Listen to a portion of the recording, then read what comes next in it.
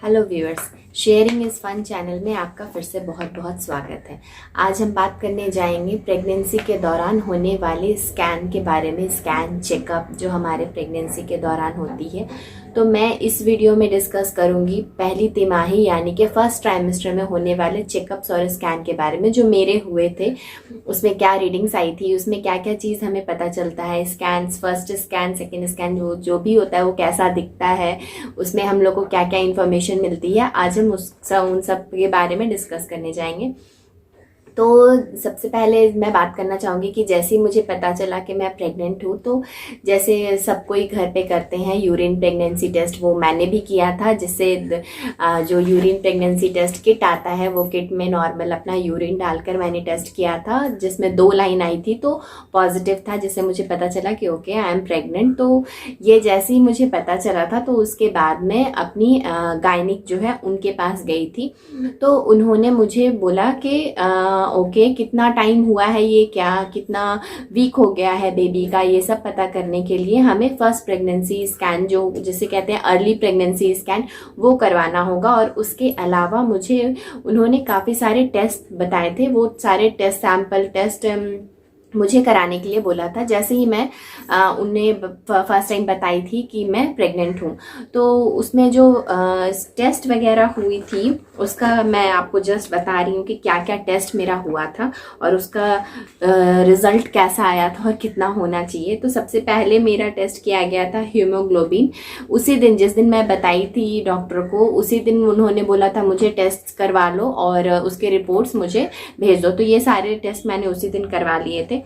Haemoglobin का test मैंने करवाया था, जो कि नॉर्मल फीमेल जो होती हैं 18 से 49 एज ग्रुप की, तो उनका लेस देन 16 होना चाहिए। मेरा वो भी सही आया था, 11.1 आया था मेरा। रैंडम ब्लड शुगर जो कि होना चाहिए 70 से 140 के बीच में, वो मेरा आया था 112। फिर HIV-1 एंड HIV-2 स्क्रीनिंग होता है, वो भी उन्होंने किया था। वो सारे टेस्ट जो भी ये सब है ना, वो सारा आपका ब्लड सैंपल नॉर्मल लिया जाएगा और ब्लड सैंपल से ही ये सारे टेस्ट वो लोग डिटेक्ट करके आपको रिपोर्ट दे देंगे।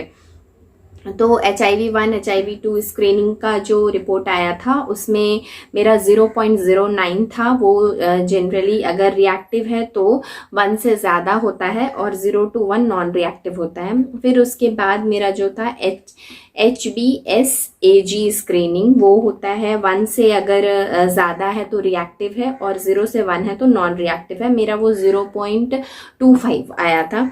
फिर उसके बाद एंटी HCV रैपिड, वो मेरा 0.05 था। सेम 1 से ज़्यादा अगर हो तो वो रिएक्टिव है, 0 से 1 के लिए नॉन रिएक्टिव है। तो उसके बाद था VDRL सीरम, 0.05 था मेरा, वो भी 1 से अगर ज़्यादा है तो रिएक्टिव है, 0 से 1 है तो नॉन रिएक्टिव है। उसके अलावा 2 और टेस्ट हुए थे मेरे, वो है बीटा HCG जो एक्चुअली शायद बताता है कि आप प्रेग्नेंट है या नहीं है। तो बीटा HCG मेरा आया था 70,083, जो कि बताता है कि जो गेस्टेशन है वो अराउंड 2 to 3 मंथ है। तो यानी कि मेरा सेकेंड मंथ शायद स्टार्ट हो गया था पर मुझे पता नहीं चला था।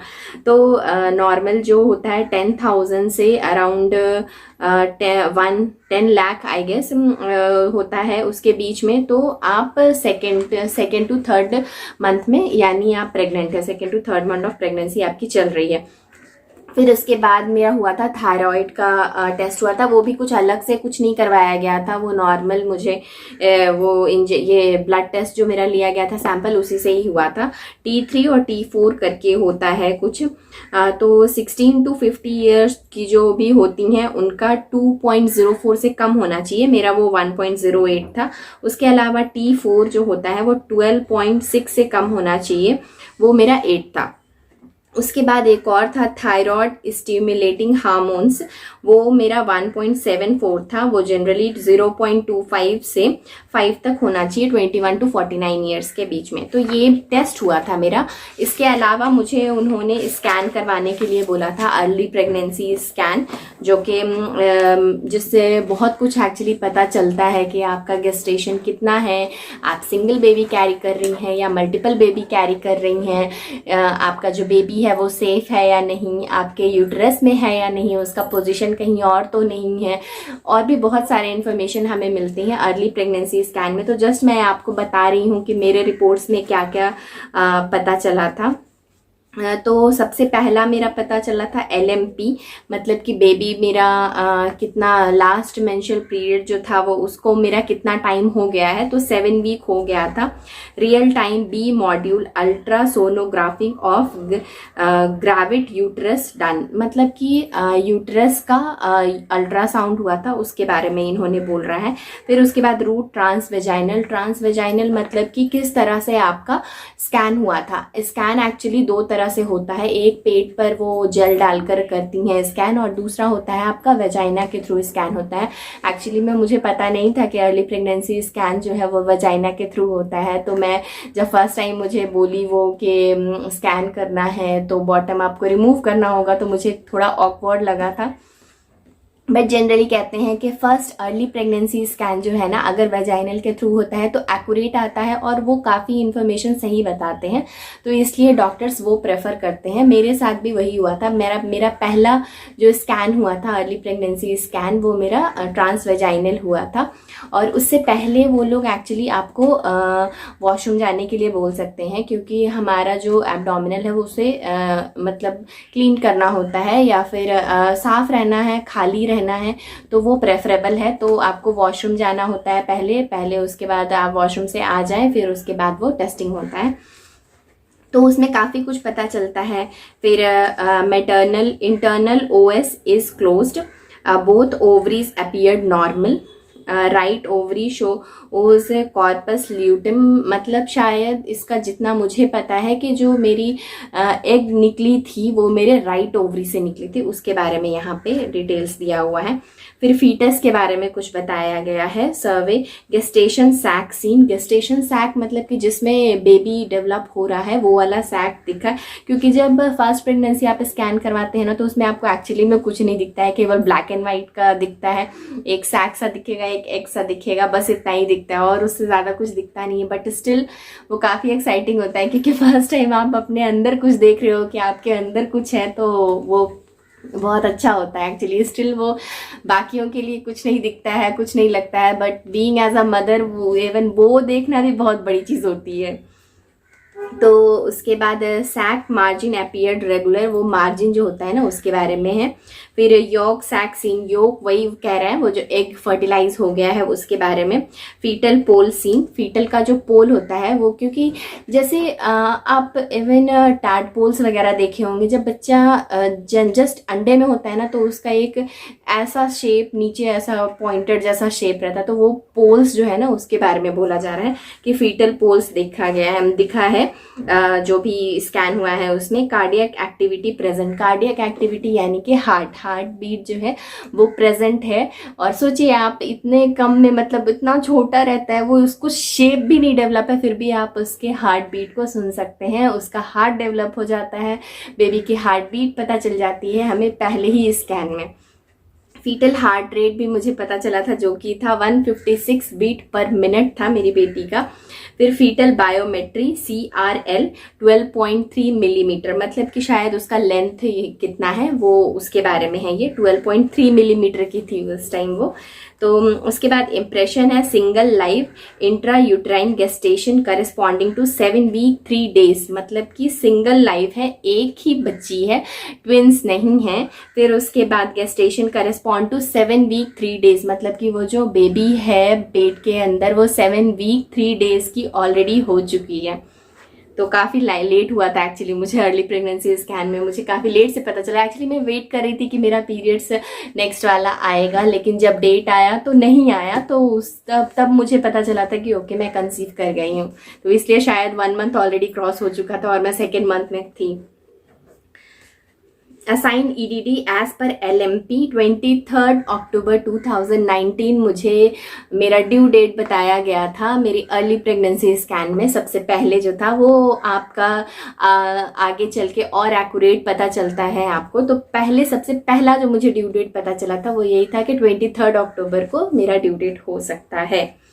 तो ये मेरी थी अर्ली प्रेगनेंसी स्कैन, उसके स्कैन्स आप देख सकते हैं, मैंने उसके पिक्स दिखाए हैं आपको। उसके स्कैन कुछ दिखता नहीं है, बस एक ब्लैक एंड वाइट कलर का दिखता है, उसी में आपको बस देखकर खुशी हो जाती है और कुछ नहीं। उसके अलावा मुझे ये स्कैन्स हुआ था और वो टेस्ट हुआ था। उसके अलावा मुझे एक्चुअली अप्रैल में, मतलब कि मैं कंसीव की थी अराउंड फेब में, मेरा अर्ली प्रेगनेंसी स्कैन जो हुआ था वो हुआ था 6 मार्च को।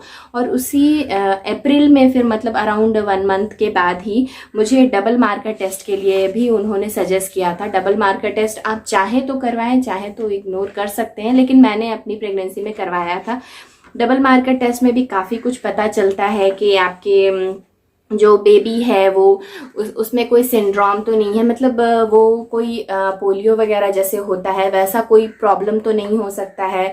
मतलब बेबी आपकी हेल्दी है या नहीं, फिजिकली मेंटली आपकी बेबी हेल्दी रहेगी या नहीं, वो आपको डबल मार्कर टेस्ट में पता चल जाता है। हमें बहुत ज़्यादा नॉलेज तो नहीं मिल पाता है रिपोर्ट देखकर, एज अ जनरल पर्सन को नहीं मिल पाता है, लेकिन डॉक्टर्स ये आपको बता सकते हैं। डॉक्टर्स आपको सजेस्ट करते हैं कि आप वो करवा लें। रिस्क उसमें पता चल जाता है कि बेबी का जो डेवलपमेंट है वो मेंटल ग्रोथ और फिजिकल ग्रोथ रिस्क फ्री है या नहीं, आराम से वो ग्रो करेगा या नहीं, वो सब आपको डबल मार्कर टेस्ट में पता चल जाता है। तो मैंने वो करवाया था और सब मैं खुश थी कि एक्चुअली सारा सब कुछ लो आया था, लो रिस्क आया था। मार्कर टेस्ट के बाद एक और स्कैन के लिए, अप्रैल में ही एक और स्कैन के लिए मेरी गायनिक ने मुझे सजेस्ट किया था। फर्स्ट ट्राइमेस्टर स्क्रीनिंग रिपोर्ट जो मेरी आई थी उसको देखकर एक्चुअली मेरी डॉक्टर ने, मेरी जो गायनिक थी, उन्होंने मुझे काफ़ी कुछ बताया था, वो मैं जस्ट आपको बता रही हूँ। तो जो सबसे पहला चीज़ मुझे पता चला था, मैं maternal pregnancy characteristic, racial origin South Asia, ये आपके डिटेल्स यहाँ पे है just. Spontaneous delivery between 16 to 30 weeks, between 16 to 30 week 0। Maternal weight, मतलब कि मेरा वेट कितना था उस टाइम 51.5 kg, हाइट 162 सेंटीमीटर। वो नॉर्मली जब भी आप जाओगे तो वो आपका मेजर करती है। फिर स्मोकिंग इन दिस प्रेगनेंसी, मैं स्मोक नहीं करती हूँ इसलिए वो नो है। डायबिटिक मेलिटस, मुझे डायबिटीज़ नहीं है। क्रोनिक हाइपरटेंशन नहीं, वो भी नहीं है। Systematic lupus erythematosus, I don't know इसका एग्जैक्टली क्या मतलब है, पर वो भी नो लिखा हुआ है। Antiphospholipid syndrome no. Patient mother had clemencia no. Method of conception का, मैं कैसे कंसीव की थी, स्पॉन्टेनियस नॉर्मल, कोई अलग से मेडिकल ट्रीटमेंट या फिर कोई उसका अलग से मैं मेडिसिन वगैरह उसके लिए नहीं ले रही थी, वो स्पॉन्टेनियस था। फिर लास्ट पीरियड्स मेरी 16 जनवरी 2019 को आई थी, वो है वहाँ पे। फिर एस्टिमेटेड डेट 23 अक्टूबर जो वो लोग निकाले थे। फिर अल्ट्रासाउंड, फर्स्ट ट्राइमेस्टर अल्ट्रासाउंड में उन्हें क्या क्या पता चला। यूएस मशीन, जो मशीन वो लोग यूज़ किए हैं वॉल्यूशन S6, उसके बारे में लिखा है। विजुअलाइजेशन गुड, मतलब कि जो बेबी सैक दिखा है वो अच्छा दिखा है, विजुअलाइजेशन क्लियर है, उसके बारे में है। गेस्टेशन एज, मतलब मेरी बेबी की एज कितनी हो गई थी तब तक, 13 वीक 2 डेज की हो गई थी वहाँ उस टाइम तक, वो जब मैंने ये फर्स्ट ट्राइमेस्टर स्क्रीनिंग रिपोर्ट जब मेरा आया था तो उसमें। फिर EDD, फिर नेक्स्ट ये स्कैन के बाद पता चला था कि वो 17 अक्टूबर हो गई है, 17 अक्टूबर 2019, मतलब कि वो ऑलमोस्ट 1 वीक और आगे आ गई है। फिर उसके बाद गेस्टेशन, मतलब बेबी के बारे में क्या क्या पता चला। फाइंडिंग अलाइव फीटस, मतलब कि फीटस नॉर्मल है। Fetal heart rate activity visualise, मतलब उन्होंने देखा। फिर फीटल हार्ट रेट तब हो गई थी 165 बीट पर मिनट। फिर उसके बाद क्राउन रम्प लेंथ, मतलब कि ये लेंथ जो है उस बेबी का 70.4 मिलीमीटर था। Nuchal translucent 1.9 biparietal diameter 20 millimetre. Placenta मेरा प्रोस्टेरियर था। Amniotic fluid normal. फिर उसके बाद कॉर्ड इंसर्शन सीन। फिर उसके बाद chromosomal market, nasal bone present, tricuspid Doppler normal। उसके अलावा भी कुछ है इस रिपोर्ट्स में, मैं आपको जस्ट डिक्टेट करके बता रही हूँ। स्कल ब्रेन अपीयर नॉर्मल, जो मतलब कि जो सारे बॉडीज वगैरह वो लोग चेक किए थे उस फर्स्ट ट्राइमेस्टर स्क्रीनिंग रिपोर्ट में, तो उसके बारे में सारे ये लोग डिटेल्स दिए हैं। Spine appear normal, heart appear normal, abdominal wall appear normal, stomach bubble visible, bladder kidney bladder visible, hands both visible, feet both visible. सोचिए इतने छोटे मतलब 13 वीक में उन्हें हैंड, स्टमक, किडनी ये सारे डिटेल्स ऑलमोस्ट मिल जाते हैं। जब तक आप फर्स्ट ट्राइमेस्टर आप खत्म करते हैं तो उस टाइम तक आपको ये सारे डिटेल्स आपके स्कैन रिपोर्ट में मिल जाते हैं। फिर उसके बाद sample taken on 29 March 2019, equipment वही जो इक्विपमेंट उन्होंने यूज़ किया है। फ्री बीटा HCG जो कि है वो था मेरा 0.880, PAPPA वो था 1.510। फिर यूटेराइन आर्टरीज PI 0.50। फिर एंडो सर्विकल लेंथ कितना है वो है 36 mm था मेरा। Risk counselling, patient uncounselled and consent given operator who have operated that. फिर उसके बाद ट्राइजोमी, वो सब आप देख सकते हैं कि कैसा होना चाहिए, उसके कुछ रेशियोज होते हैं, वो सारे के बारे में लिखा हुआ है यहाँ पे। तो बेसिकली यही 2 स्कैन्स हुए थे मेरे फर्स्ट ट्राइमेस्टर में। तो आप चाहें तो आप अपने से भी मिला सकते हैं ये सारे डिटेल्स के आपके स्कैन्स में, आपके स्कैन रिपोर्ट में ये सारे डिटेल्स मेंशन है या नहीं है, आपके नॉर्मल है या नहीं है, वो सब आप चेक कर सकते हैं मेरे स्कैन रिपोर्ट से कंपेयर करके। तो आपको काफ़ी डिटेल्स उसमें मिल जाएंगे।